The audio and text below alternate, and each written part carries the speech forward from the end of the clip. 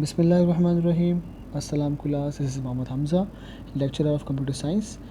So today we have a topic of chapter number 6, Boolean algebra, and the topic name is Karnaugh map. So as we discussed in class that we have three modes of Karnaugh map, that are 3 variables, 4 variables and 2 variables. तो जैसा कि हमने discuss की class में कि हमारे पास जो है वो कानफ में 3 तरह के होते हैं, 2, 3 and 4. So in this lecture we will discuss about the topic 3 variables. तो पहली बात तो ये होगी कि वी शुड नो दैट कि what is the purpose of this map. तो कानफ मैप का जो पर्पस है, जो मकसद है, वो क्या है?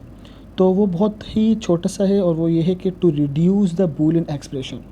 कानफ map is use to reduce the Boolean expression. इसका मतलब ये होता है कि अगर हमारे पास कोई बूलियन एक्सप्रेशन है जो कि कुछ भी काम कर रही है, तो अगर मुझे उसको छोटा करना है, श्रिंक करना है, रिड्यूस करना है, तो उसके लिए टूल्स में से एक टूल हमारे पास जो है वो है कानफ मैप का. पहली बात तो ये हो गई. अब इसके बाद हम जो है वो देख सकते हैं कि यहाँ पर एग्जाम्पल में लिखी है कि एक बड़ी सी एक्सप्रेशन है, that is A B bar C plus B bar C bar D bar plus A B bar C plus A B plus B. ये एक एक्सप्रेशन है. जब मैंने इसको कानफ मैप में डाला तो कानफ मैप ने इस एक्सप्रेशन को, जो कि तकरीबन 1 2 3 4 5 टर्म्स की थी, इसको 3 में शॉर्ट कर दिया, श्रिंक कर दिया, रिड्यूस कर दिया. So this is the main purpose of this map and this map is use to reduce the expression. So अगर आपके पास बोर्ड में सवाल आ जाए कि why do we have to create this map, so the answer is very simple and the answer is that कि कानफ map is use to reduce the Boolean expression. पहली बात. अब इस मैप को बनाने के कुछ तरीके हैं, कुछ प्रोसीजर्स हैं, कुछ मेथड्स हैं. तो हमने जो क्लास में डिस्कस किया वही मैं आपको यहाँ पर रिवाइज़ कराऊंगा, और वो है बहुत सिंपल सा कि वी हैव 4 स्टेप्स. देखिए, मैं फिर कह रहा हूँ कि ये बात बोर्ड में या कहीं ज़रूरत नहीं है, लेकिन ये हमारा तरीका है कि हमने इसको इस तरह से पढ़ा है कि we have 4 steps of this solution. So we should know that कि what are the steps. The first one is number of block. अच्छा, अब ये क्या होता है? इट मीन्स दैट कि आपका जो मैप है उसमें कितने ब्लॉक्स बनेंगे, कितने जो है वो बॉक्स बनेंगे. और इसके आगे लिखा है 2 power n. It means that कि n बराबर है number of variables. You know that what are these variables. For example, अगर सवाल है हमारे पास 3 वेरिएबल्स का, सो क्या होगा? 2 पावर 3. ठीक है ना? तो इस तरह हम बात काम करेंगे. फिलहाल हम इंशाल्लाह भी इसको आगे सॉल्व करेंगे, देखेंगे इसको. So the steps are, we have number of block, plotting, grouping and reduce expression. तो आई होप कि इसमें कोई मसला नहीं होगा, क्योंकि हमने ये बात क्लास में बहुत डिस्कस करी डिटेल में. तो अभी इन तमाम स्टेप्स को इम्प्लीमेंट करेंगे इंशाल्लाह हम लोग एग्जाम्पल में. Okay, now come for the question number 1 and the question is A B bar C plus A bar C bar plus A B bar C bar plus A. ठीक है जी. तो we have a question over here and we have to reduce this expression by काइनॉफ map. हमें इस सवाल को reduce करना है बाय काइनॉफ मैप. तो kindly concentrate, fully concentrate over here. अगर किसी बच्चे का भी ज़रा से भी कॉन्सेंट्रेट यहाँ पे नहीं होगा तो कोई भी स्टेप मिस होगा तो फिर मसला उस बच्चे को ज़रूर होगा आगे. ठीक है जी. सो स्टार्ट करते हैं. अब यहाँ पर हमने इस बड़ी सी एक्सप्रेशन को छोटा करना है बाय काइनॉफ मैप. ठीक है ना? तो हमने क्या डिस्कस किया ऊपर कि स्टेप्स हैं हमारे पास. कितने स्टेप्स हैं भाई? 4 हैं. पहला क्या है? Number of block. मतलब क्या है? मतलब ये है कि इस सवाल में कितने ब्लॉक्स बनेंगे. ठीक है ना? तो आगे लिखा है मैंने 2 पावर n. ये फॉर्मूला है. अब देखिए, ये फॉर्मूला बहुत ही हाईलाइट कर दें इसको आप, ज़रूरी है क्योंकि हर जगह यही काम आएगा. तो 2 power n and what is n? n equals to number of variables. So over here what is variable? So हमारे पास यहाँ पे 3 वेरिएबल्स हैं. तो 2 पावर 3 बराबर है किसके? 8 के. So it means what? It means that कि हमारे पास इस सवाल में जो ब्लॉकिंग होगी, जो बॉक्स बनेंगे, वो बनेंगे कितने? 8 बनेंगे यहाँ पर. इस तरह से हमारे पास ये कुछ मैं आपको सामने दिखाऊं, 2 4 6 और 8. ठीक है जी. तो इस तरह से हमारे पास ये 8 ब्लॉक्स का एक मैप बन गया. मैप नहीं बना, फिलहाल हमने इसको स्टार्ट के इनिशियल लेवल है. ओके, सो मैं ऊपर ज़रा लिख दूँ, ये सैम्पल है, ओरिजिनल मैप नहीं है जिस तरह हम डिस्कस के क्लास में. इसके बाद हम बनेंगे इंशाल्लाह सैम्पल के बाद ओरिजिनल मैप पर. तो पहला सैम्पल बन गया हमारे पास and it is of 8 cells blocks because we have formula 2 power n and n is number of variables and n is 3, so 2 power 3 equals to 8, so we have 8 boxes over this question. Now अब एक बात को बहुत गौर से सुनिएगा, वो ये है कि भाई देखें यहाँ पे हम करेंगे प्लॉटिंग ना, प्लॉटिंग दूसरा है, आप देख सकते हैं प्लॉटिंग सेकंड स्टेप है। तो यहाँ पर प्लॉटिंग के लिए हम देखेंगे कि हमारे पास जो है 3 वेरिएबल्स हैं और 3 कौन से ए बी सी। तो हम एक काम कर लेते हैं कि हम इस पार्ट को ए बी कहेंगे और इस पार्ट को सी कहेंगे। आई होप कि हमने ये क्लास में बात करी है बहुत डिटेल में, आपको इंशाल्लाह इसमें कोई इशू नहीं होगा। और अब हम लोग इन तीनों वेरिएबल्स में इनपुट डालेंगे, लाइक 0 0 0 1 1 1 1 0, ओके ना। तो this is the procedure and the way to put the input over the map. And over here we have C, so 1 time 0 1 time 1, ठीक है जी। अच्छा, वी नो दैट कि अगर अच्छा मैं आपको एक बात बताऊँ कि ये पूरी लाइन ए की है और ये पूरी लाइन बी की है, और हमने डिस्कस किया था कि जब वेरिएबल के पास 0 होती है तो वो होता है बार, और जब वो मतलब कि 1 होगा तो वो बार नहीं आएगा। मतलब फॉर एग्ज़ाम्पल अगर यहाँ पे दोनों 0 हैं तो इसका मतलब ए और बी दोनों पर बार लगेगा। Is that clear to you? और यहाँ पर एक 0 है तो ए बार और बी लगेगा। फिर यहाँ पे कोई भी जो है वो 0 नहीं है तो दोनों पर जो है वो नो बार आएंगे, ठीक है जी। And the last one is 1 0 over the B, so we have bar over B, ठीक है।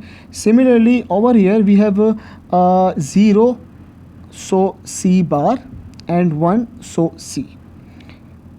अच्छा, अब ये थोड़ा सा मिक्सअप हो गया, तो मुझे उम्मीद है कि आपने जो क्लास में डिस्कस किया हमने, तो इंशाल्लाह उसमें आपको ये चीज़ें समझ में आ रही होंगी, ठीक है जी। नाउ सो एक बार रिवाइज कर लेते हैं लेक्चर को। What we are going to discuss, we are going to discuss to create the map that is of 3 variables, and the question is this, and steps are 4. The first step is number of block. We have created all boxes and blocks, and now the turn is of plotting, ठीक है जी। अब plotting करनी है। Plotting के मतलब होते हैं putting 1 को डालना। अब वो कहाँ पे आएंगे? इट इज़ वेरी सिंपल, थोड़ा सा कॉन्सेप्ट है, तो काइंडली यहाँ पे अब देखेंगे। अब सवाल क्या है? सवाल है ए बी बार सी। अच्छा देखें, ये ना सैम्पल है, ये आपका असल मैप नहीं है, असल मैप बनेगा बराबर में, लेकिन ये सैम्पल है। तो सैम्पल मैं इसलिए बनाता हूँ ताकि आपको इजी हो जाए ना। तो अब ये 8 है, ये एक सेल मैं करूँगा, 7 आप खुद करेंगे अपनी प्रैक्टिस घर पे, ठीक है ना। अब ज़रा गौर करें, मैं ज़रा इसको जूम कर रहा हूँ। जहाँ पे मेरा इस वक्त पॉइंट है that is the first block, और यहाँ पर अगर मैं देखूँ ऊपर तो सी बार आ रहा है, ठीक है ना। और साइड में देखूँ तो ए बार और बी बार आ रहा है। Is that clear to you? ज़रा मैं आपको एक चीज़ दिखा दूँ कि यहाँ पर हमने देखा कि जहाँ पर मैंने फर्स्ट ब्लॉक पर पॉइंट किया था वहाँ पर ऊपर देखा था तो सी बार था, साइड में ए बार बी बार था। अब आगे चलते हैं और यहाँ पर ज़रा देखेंगे ए बार बी बार और सी। यहाँ पर ए बार बी सी बार, यहाँ पर ए बार बी सी, यहाँ पर ए बी सी बार, यहाँ पर ए बी सी, यहाँ पर ए बी बार सी बार, यहाँ पर ए बी बार सी। तो अब आप इसको एक अच्छे से देख लें, एंड आई होप दैट कि you all should get this point, because we have discussed in detail in all our lecture on class in our school. So I hope कि आप देख लिया होगा आपने और आपको ये समझ में आ गया होगा कि कैसे आया। एक बार रिकॉल कर रहा हूँ मैं, फिर से सुन लीजिएगा कि ये जो हमने सेल को फिल किया है, इसमें ऊपर देखेंगे सी बार था, यहाँ सी बार आ गया। साइड में देखेंगे ए बार बी बार था, तो यहाँ पर ए बार बी बार सी बार आ गया, ठीक है। तो ये बन गया सैम्पल। अब बनाएंगे हम लोग अपना ओरिजिनल मैप, जिसके मार्क्स मिलेंगे और जिसमें हमें काम करना होगा। तो बराबर में ही हम उसका ओरिजिनल मैप ड्रॉ करेंगे, बिल्कुल सेम ड्रॉ करेंगे, कोई इसमें चेंजेस नहीं होंगी। तो वो भी 8 का था, ये भी 8 सेल्स का होगा। तो over here we have discuss, we have created map of 8 cells, ठीक है जी. Now please concentrate over there. Now we have second step and this is plotting. ये भी करना बाकी ना, प्लॉटिंग करेंगे हम. अब प्लॉटिंग के लिए प्लीज़ देखें, प्लॉटिंग अगर ख़राब होगी तो ऑटोमेटिकली तीनों स्टेप ख़राब होंगे, तीनों ख़राब होंगे तो आंसर सही नहीं आएगा हमारा. तो काइंडली कॉन्सेंट्रेट, फुली कॉन्सेंट्रेट. अगर समझ में नहीं आ रही है तो आप इस क्लिप को दोबारा से ये रिकॉर्ड है आपके पास, दोबारा से इसको आप रिवाइंड करके सुन सकते हैं, देख सकते हैं. ओवर हियर अब हमें इन सवाल को प्लॉट करना है ना. अब देखें सवाल क्या है, ए बी बार सी, ये सवाल है. देखिए मैं ये कराऊंगा, ये आपने खुद करना है, ठीक है जी. तो A B bar C is the term we have. Okay now अब हमें देखना है कि ये चीज़ सैंपल में कहाँ पे आ रही है. मैंने कहा ये चीज़ सैंपल में कहाँ पे आ रही है, जहाँ पे आ रही होगी उसी के करस्पॉन्डेंस में जो सेल होगा वहाँ पे हम 1 डालेंगे. फॉर एग्ज़ाम्पल अब ए बी बार सी है ना, ये ए बी बार सी है ना. अब ये कहाँ पे आ रहा है, अब देखते हैं ना. देखें ये ए बी बार तो हमें मिलेगा यहाँ पर, ये रहा ए बी बार, और ऊपर सी है तो यहाँ तो नहीं आएगा, यहाँ पे आएगा. ये ए बी बार सी है, ठीक है. ये मैं रिपीट कर रहा हूँ. The question was that A B bar C and this term completely appear in this box. सो ये जो बॉक्स है, ये जो सेल है, ये कंप्लीटली इसको रिप्रेजेंट कर रहा है. तो इसीलिए हम इस टर्म का 1 यहाँ पर मतलब के ओरिजिनल मैप के यहाँ पर 1 लगा देंगे. और मैंने यहाँ पर 1 लगा दिया है, ठीक है जी. नाउ चलते हैं आगे. अब यहाँ पे आया ए बार सी बार. अब आप देख रहे होंगे कि ये कुछ नया है. अच्छा नया इसमें इतना कुछ भी नहीं है, बस ये है कि ये जो टर्म थी ये कंप्लीट थी. मतलब कंप्लीट क्यों बोल रहा हूँ मैं, 3 वेरिएबल्स है इसमें, ये इनकम्प्लीट है. इनकम्प्लीट क्यों है, इसमें एक एब्सेंट है. अब वो एब्सेंट कौन है, बी है ना. तो अब एक फॉर्मूला क्या है, 2 पावर n, जो कि ये रहा. अब हमने ये देखना है कि यहाँ पर कितने एब्सेंट है, एक एब्सेंट है. तो मैं यहाँ पर लिखूँगा 2 power 1 and it is equal to 2. इसका मतलब क्या हुआ कि इस टर्म के जो 1s आएंगे वो एक से ज़्यादा होंगे, एक नहीं होगा. देखें मैं रिपीट कर रहा हूँ, ए बी बार सी था, इसमें 0 एब्सेंट थे तो इसका 1 एक ही आएगा यहाँ पर. बट इसमें एक एब्सेंट है तो एब्सेंट के मतलब हुआ 2 पावर 1 2. तो इसका मतलब ये हुआ कि इस टर्म के जो 1s आएंगे वो 2 आएंगे. अब वो कहाँ आएंगे देखते हैं. देखें ए सबसे पहले हम चेक करेंगे वेयर इज़ ए बार. तो ए बार यहाँ पे आ रहा है, मतलब इन 2 में आ रहा है. अच्छा इन 2 में सी बार कहाँ मिल रहा है, यहाँ मिल रहा है, यहाँ तो नहीं मिल रहा. यहाँ तो सी है ना, यहाँ नहीं मिल रहा, यहाँ मिल रहा है. तो हम यहाँ पे मतलब यहाँ पर 1 लगा देंगे.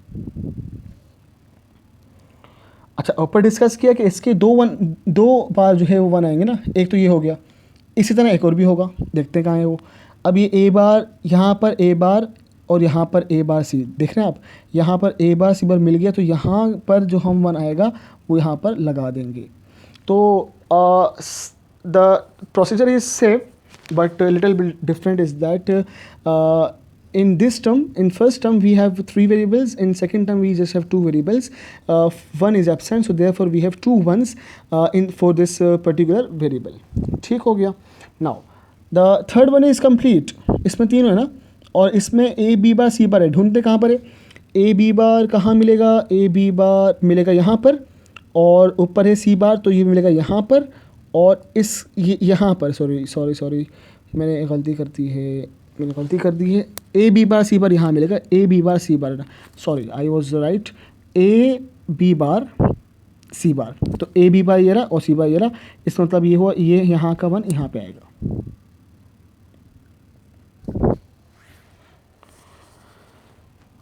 इसके बाद लास्ट क्या है, ए. अब यहाँ पर जो है मसला अलग आ गया. वो मसला है कि यहाँ पर तो 2 एब्सेंट है. तो 2 एब्सेंट के मतलब होते हैं, 2 वेरिएबल एब्सेंट के मतलब है 4. इसका मतलब this term must have 4 1s. अब वो कहाँ पे आएंगे देखेंगे. अब ये ए है, नोट ए बार, तो ये लाइन भी कैंसिल हो जाएगी, ये लाइन भी कैंसिल हो जाएगी. यहाँ पर ए आ रहा है, यहाँ पे ए आ रहा है.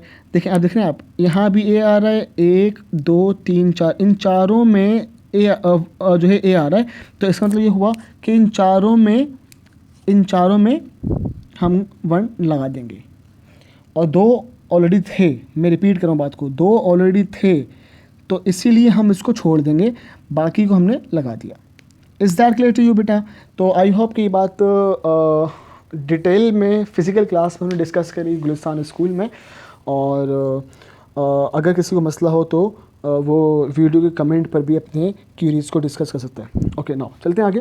तो we were discussing the steps, first one have been done, second have been done, the third is grouping. अच्छा, ग्रुपिंग में मैं आपको एक चीज़ दिखा दूं कि ग्रुपिंग होती है 1 की, 2 की, 4 की और 8 की।